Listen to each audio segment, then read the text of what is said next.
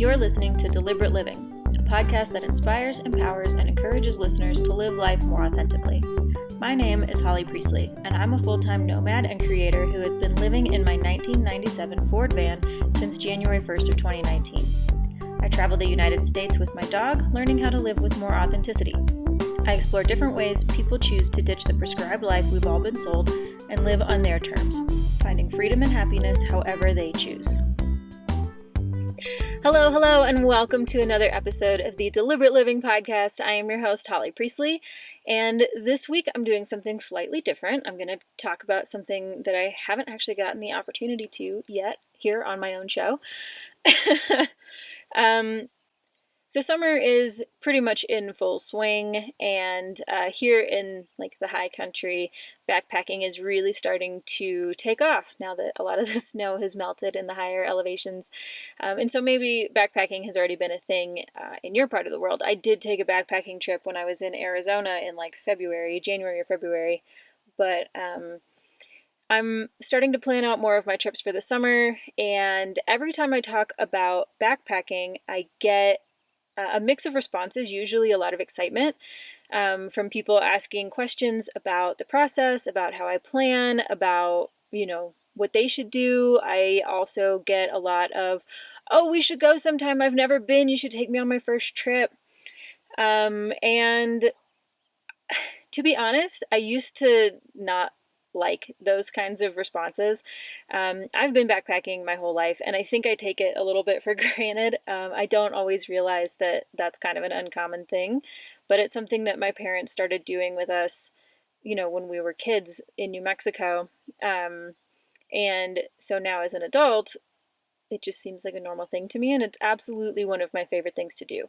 Granted, when I was a kid, I did not think it was cool at all, and I didn't want to go anywhere on the weekends or on spring break or over the summer. I just wanted to stay home and hang out with my friends, and going someplace else was really uncool, and I was already uncool, so I didn't really need help being more uncool. But now that I'm an adult, I love backpacking. It makes me so happy. It brings me so much joy. When I'm in the backcountry, I get to experience nature in a whole new way. I get to experience life and taking care of myself in a whole new way. And I live in a van, so my lifestyle is pretty self-sustained in a lot of ways anyway, but backpacking takes that to the next level. But a few years ago, the summer I bought the van, actually, I started taking some of my girlfriends on their very first backpacking trips. And I was really resistant to this. As I said before, I was very resistant to taking people on their first trips because I didn't want to be responsible for them having fun. It's kind of a specific thing. Not everybody is going to like backpacking. Not everybody's going to like carrying everything they need on their back into the wilderness and hiking for a while and then sleeping on the ground. That's not something that a lot of people are going to like. But I like it. And so 3 years ago, I started taking some of my girlfriends on their very first trips, and it turned out that I loved it. I loved planning trips for other people. I loved being in control of that process. I loved seeing people have this experience for the first time and really fall in love with it and realize a lot more of their capabilities and how beautiful nature can be and how different and how big and grand and scary and small and beautiful and intricate and delicate and tough the world is. It's wild. But it turns out that I actually love teaching people about backpacking and taking people on their first trips. So what I'm going to do today is give you 8 of my top tips for planning your first backpacking trip. And this is by no means an end-all, be-all, ultimate guide or anything like that. It would probably take me a few weeks to develop something like that, but maybe I will if there's enough interest. I don't know. But this is my top 8 tips based on conversations that I've had with others, based on what I've seen are the most important parts of the activity. Also, if you want more tips, especially tips for backpacking with a family or planning any kind of multi-generational trip, I do have an article that was very recently published in Adventure Pro magazine, where I break down more tips specifically for multi-generational trips, trips with people of varying ages and ability levels and sizes and all of that. So my first tip for somebody who's planning their very first backpacking trip is to take it easy. Backpacking is a challenge. It is different. Even if you're an experienced hiker and you hike all the time and you can do a lot of miles and maybe you've done some 14ers or some other summits, whatever, I still recommend doing a really easy peasy trail for your first backpacking trip. Just like a few miles should do it, like depending on your experience, your comfort, your ability levels, somewhere between like 3 and 6 miles, I would recommend. Pretty much across the board for anybody on their very first backpacking trip. If you're thinking to yourself that hiking in quote unquote only a few miles is like totally not worth it, and why would you go if you're not going to go do like double-digit days, etc., like you can always drop your pack at your camp spot and like continue on to do a longer day hike if that's your jam, if you really want to like add mileage and see more. But wearing a loaded backpack is so different than wearing like a day pack or a fanny pack or like no pack at all. It sits on your body differently. It sits on your hips and your shoulders and everything. It's just different. And so it's going to rub in new places. It will make different joints sore in brand new ways. You will ache in ways you haven't ached before.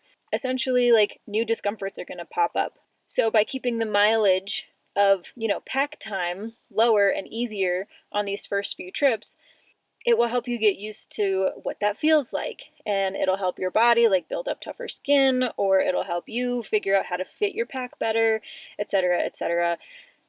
It's going to keep the worst like injuries and pains and aches like at bay. And you really want to enjoy this thing, remember? So like if you've never backpacked before, make it easy on yourself, make it fun. Make sure that you're going to enjoy it. Don't push yourself, don't kill yourself, don't have any kind of like ego, like, oh man, I'm only hiking in 3 miles, like that's not enough. Some of my best hiking experiences have been low mileage days where I can enjoy the spot that I'm getting to more. I can hang out in the lake, I can read with my feet in the water. I can take whatever time I want to like stop and pick huckleberries or raspberries or whatever the fuck kind of berries are out there. Make sure they're edible first, don't be a dum-dum and like eat stuff you don't know what it is. But sometimes the best trips I've had have been on low mileage days. So especially if you're brand new, low mileage days are my recommendation. My second tip is to use what you have.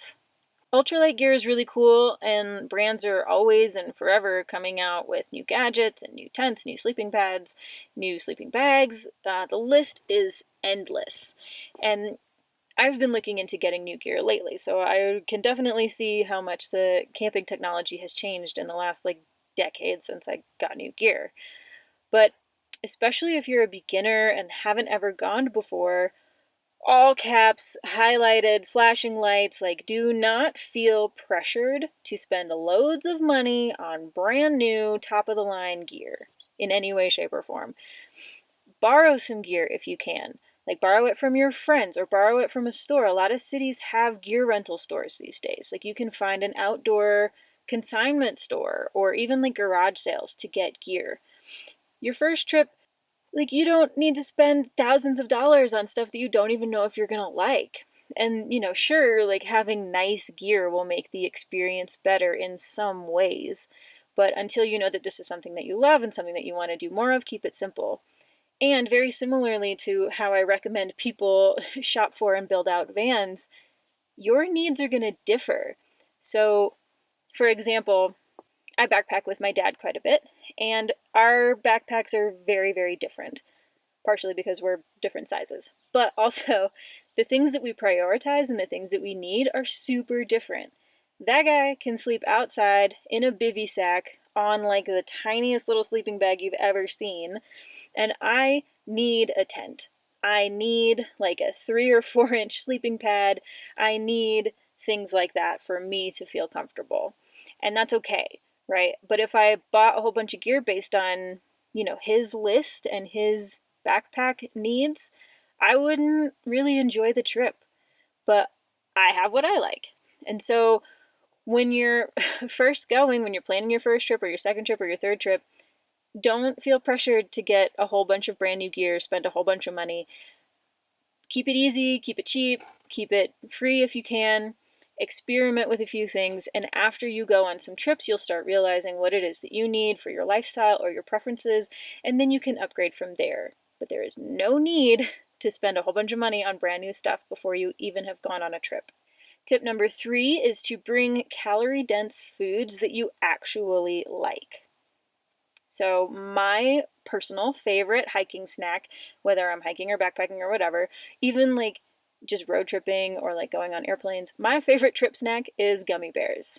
And there were years of my life where I didn't want to buy gummy bears or bring gummy bears or even admit that I liked gummy bears as a hiking snack because they weren't cool and they weren't sold in like the outdoor stores. They weren't an official like outdoorsy food. There are gummy bear equivalents that are sold in outdoor stores and are an official outdoor food. You know, they're little like jelly beans and gummies that, you know, ultra runners eat and stuff like that. But I liked the gummy bears. They tasted a little bit better and they're a lot cheaper. You know, they're sweet, they're filled with sugar and energy, and I like them and I will actually eat them. So these days, I carry them. But when I wasn't carrying them, because they weren't official and they weren't cool, I used to carry a lot of Cliff Bars of like all of the flavors. And I never really ate them. I didn't like the texture, the flavors usually weren't my favorites, and not only is carrying a bunch of food you're not going to eat unnecessary weight, it's also not giving your body the fuel that it needs to like keep going on your hike or to like recuperate between miles like once you're at camp. So carrying food that I thought was appropriate but I wasn't eating it was very inappropriate, right? And carrying food that I think is inappropriate but if I eat it, that is appropriate. So like it's smart to bring lightweight foods, especially if you're going on a longer trip. Like 5 days worth of food can really like get very heavy very quickly. But if you're just doing like a 1-nighter or a 2-nighter for your very first trip, you don't need to worry about the weight of your food quite as much. Still would recommend maybe trying out some different backpacker meals, although those can get pricey. Ramen and oatmeal are totally fine substitutes. I definitely will bring both of those. Again, because you just really need calories. If you're just going on 1 or 2 or 3 nights, you know, even on my week-long trips, I will just worry more about calories than about nutrients. It's not necessarily about nutrients in the backcountry. It's more about just giving your body energy so you can keep doing the activity. Tip number 4 is to be mindful and aware of your water. So depending on where you are in the world, water is going to be very easy to find along the trail or at camp, or it won't. And so in your planning, spend a lot of time figuring out your water sources, your water needs. You need to know like exactly where you're going and the likelihood of water being there. And then you also should bring some extra water just in case. And yes, water is really heavy. A gallon of water is like 8 pounds or something. So maybe don't bring 15 extra gallons of water with you, but bring some extra water just in case the water source that you've scoped out isn't there, if it's dried up, if it's some kind of contaminated, if it's a mud pit rather than a water spring, or like just in case you don't make it all the way, you know, where you think you're going to go, etc., etc. There's so many reasons why you would want to bring as much water as you need for hiking and then a little extra just in case, because you don't know what's out there. And so when it comes to water, also make sure that you have some things, plural, with you that you can use to purify it. It doesn't matter where you are. I don't care if you're at the very top of a mountain and like there's a spring coming out the top like some kind of water volcano. You need to be filtering your water just in case, like all the time. You don't want to get sick. You don't want to get giardia. You don't want any of that nonsense. So I use a really old like water filter pump that has 2 hoses on it that my dad handed down to me when he upgraded to a newer version of the exact same model. And I also always carry iodine tablets with me just in case. And I will go into an example of why just in case is really important in a couple of tips later. But water is critical. Just as I was just talking about food, bring food that you'll actually eat. You need to stay fueled and capable of continuing your hike. Water is the exact same thing. Dehydration is no fucking joke. Bring water, be mindful of water, have an idea of your water sources along the trail or once you get to your campsite. Water is important. And a lot of the meals that we were talking about will use water to make it edible. Ramen, a lot of dehydrated backpacking foods, oatmeal, etc. Water, water, water, water, water, be smart with it. My fifth tip is to pack smart. And so there are a lot of checklists out there for what to bring on a backpacking trip, and some of them are better than others. My favorite one is by actually a former podcast guest, badass illustrator. Actually, she did the design for my upcoming memoir, which is really exciting. And all around badass van lady, Brooke Weaver of Little Canoe. She's amazing. I will link to that in the show notes. But every checklist that you look at will have things on it that you don't need, that you don't have, but they're a good idea to look at anyway. Be mindful as you're going through the checklist. Maybe you do need every single thing on it, maybe you don't. Maybe where you're going doesn't require it, yada, yada, yada. But a checklist is a really good way to know how to start packing for backpacking trips. A few of my tips around packing smart. Number one, you don't need as many clothes as days that you're going to be hiking. Like if you're just going out for one night, you can hike tomorrow in what you hiked in today. Also, if I'm going out for like 2 or 3 nights, I probably still won't bring like a change of clothes. I will bring a change of clothes if I'm going out for like 5 nights. Because if you're out there and you're hiking, who cares? It's going to get all sweaty and gross anyway. If your pants cannot stand up by themselves, they are still wearable. Number 2, bring layers. Speaking of clothes, like bring a lot of layers. It's often colder outside than it is in your house, and you don't want to be shivering like all night long. Or, it could rain or it could snow. And in that case, you'll want to have more warm layers to put on over your light ones and, have something that can keep you dry. On the other end of the spectrum, hiking in the desert or something, it might be cooler in the morning and hotter in the afternoon. And so as you're hiking, you're generating a lot of heat, and it would be really nice to, peel off your long sleeves and have short sleeves underneath, or, take off your pants and put on shorts, or get some of those like zippy legs on your pants. But layers are really, really important when you're hiking, when you're backpacking, when you're going to be out there for days. You're going to have a whole range of weather. My third tip for packing smart is to be thoughtful when you're actually like putting your gear in your pack. You want the stuff that you're going to need or use most often on the top, and the things that you don't need to access very much on the bottom. So for me, for my pack, this means that I put my sleeping bag, my sleeping pad, and my tent on the very bottom of the pack. And then I put like my dinner and my breakfast foods in the middle. And then I put my layers on top of those so that I have more easy access to them if I need them. And then on the very top, I put my snacks, my like hiking snacks, my day snacks. I also carry hiking snacks in my hip pockets and in my like the brain of my backpack that detaches and becomes a fanny pack. And in that, smaller compartment, I also keep a lot of the small things that I need to bring but could easily get lost in like the bigger body of the pack, like my iodine tablets, my first aid kit, a small knife, etc. So thoughtfully packing your backpack will make a world of difference. If you take a break like for lunch or something and you have to pull out your entire pack because you put your lunch stuff on the bottom, that's going to be really annoying. But if you just leave the stuff that you know you're going to need to access on the top, that'll make it a lot smoother for you. No repacking mid-trail. Tip number 6, bring a first aid kit and extra foot health paraphernalia. Part of your pack should absolutely be a small first aid kit. It doesn't need to be massive, but you need to have something. Usually backpacking first aid kits are like, I don't know, if you're looking at the video, they're about this big, but what is that, like 5 or 6 inches by like maybe 4 inches. They're not huge, but they have the necessities in them. And on top of those, on top of a hiking first aid kit, bring extra moleskin, extra band-aids, an extra pair of socks, and like a tiny pair of scissors. Like I said earlier, backpacking is different. Your feet are going to move in your boots or your sneakers in a new way. The weight of the pack will change how your body moves and responds to your activity. So even if you have an old pair of hiking boots that you have used for miles and miles and years and years and years, you could still get blisters if you put a heavy-ass backpack on your back and you hike in those same shoes. So be prepared, bring extra moleskin.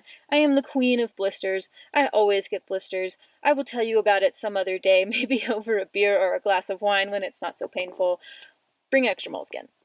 Also, Like I said, hopefully you won't have any, real emergencies, and generally a backpacking first aid kit won't solve huge problems, but it's good for the more likely injuries you're going to get: blisters, cuts and scrapes, etc. First aid kit, very important. Bring one. Make sure you have room in your pack for something small like that. Tip number 7, have backups, backup plans, backup gear, backup everything, and have backups for your backups. So a few years ago, I went on a backpacking trip with some of my girlfriends, and it was going to be a really good time. We were planning on going out for 2 nights, camping near a river, getting a 14er. It was going to be awesome. And one of my friends had just gotten a new water purification system. It was one of those light pens. I haven't used one yet. But she had just gotten one. She was very excited about it, wanted to use that. So I left my bulky, heavy water filter at home because she was bringing hers, and we didn't need to have 2. And so, we tested it before we left her house. It was fully charged. Everything worked. We experimented with putting it in one of our water bottles to see how it worked. It was great. And so I didn't bring mine. And when we got to our campsite later that night, the light wouldn't turn on. We had our river right next to us. It was flowing. It was beautiful. The water looked clean, but we were going to filter it anyway because we're not dum-dums. And the light just wouldn't turn on. Even when we tested it earlier, even when we knew it was supposed to work. And for no reason at all, it just wasn't working. And I didn't bring my water filter pump. But like I said before, I had my backup iodine tablets, and I was able to put that in our water bottles and purify the water. Iodine makes it taste a little strange, so if you're worried about that, bring some Gatorade or something, but bring the freaking iodine tablets just in case. If I hadn't had them, we would have been really screwed. We might have had to just turn around and hike back out all of the miles that we just hiked in and not gotten to camp at all. We brought extra water, but we didn't bring 15 gallons. We didn't bring enough to do the entire hike that we had planned because we knew we would be camping by water. But you never know what's going to happen, so it's good to have backups. Having backup gear for, especially the most important things like water is really smart, and having backup gear for a lot of stuff is pretty smart. Most tents come with small pole pieces, in their kits, and a lot of people pull them around. They're like, what the fuck is this? This doesn't make any sense. Those are splints you can use if your pole snaps or something. Having extra stakes can really come in handy. You can find those usually at campsites. People leave them behind all the time. They're very small, easy to lose. Backup food is pretty important. Don't overdo it. Don't bring 5 days of food if you're going out for 1 or 2 nights. But having a couple extra snacks could really come in handy, and you don't know when that's going to be. Even having backup plans could really come in handy. If you get to a trailhead and, it's been raining for 3 days and it's too muddy and you don't want to hike it, it's not safe, it's not a good idea, it's not good for the trail to have soggy, muddy boot prints all the way through the trail. Having a backup could be great. Or if you get to a trailhead and it's just crowded beyond all reason, having a backup would be really helpful then. Or if the weather is going to be terrible, having a backup plan could really come in handy then. So backups for your backups, very good idea. And backpacking can get heavy really quick, but having the backup gear, backup snacks, backup plans, backups for the most important and lightweight things can help you have the peace of mind that you need to have and help avoid a potentially unfun trip. So my final tip, the most important tip of all of the tips: tell someone where you are going and when you plan to be back.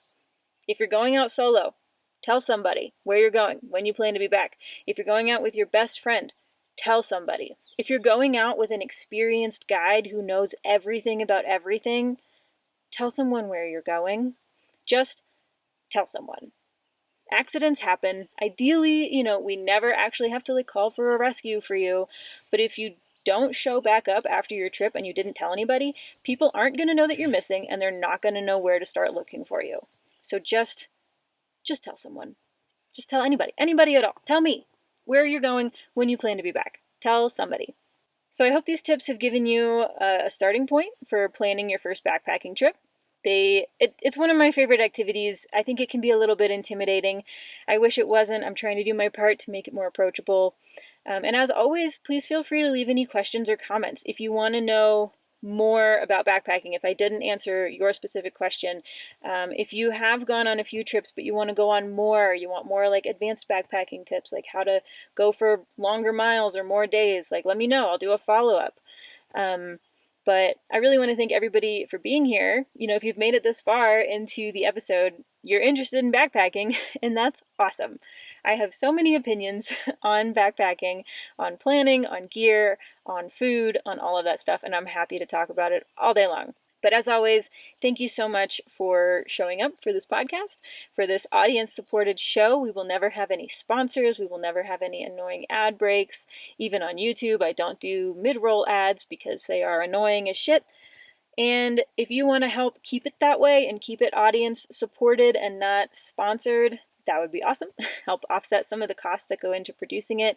At the links in the show notes, I have a Venmo and a PayPal set up. And then if you want some extra, like behind the scenes, or maybe even some mail from me, or some one-on-one coaching, or access to any of my courses, those are all available on Patreon. And I have tiers that range the gamut. So feel free to go scope out that. If you know someone who is planning a backpacking trip or might be interested in planning a backpacking trip, share this episode with them. Like, comment, subscribe, all of those things help us get seen by the right people and help the show get to the people it needs to get to.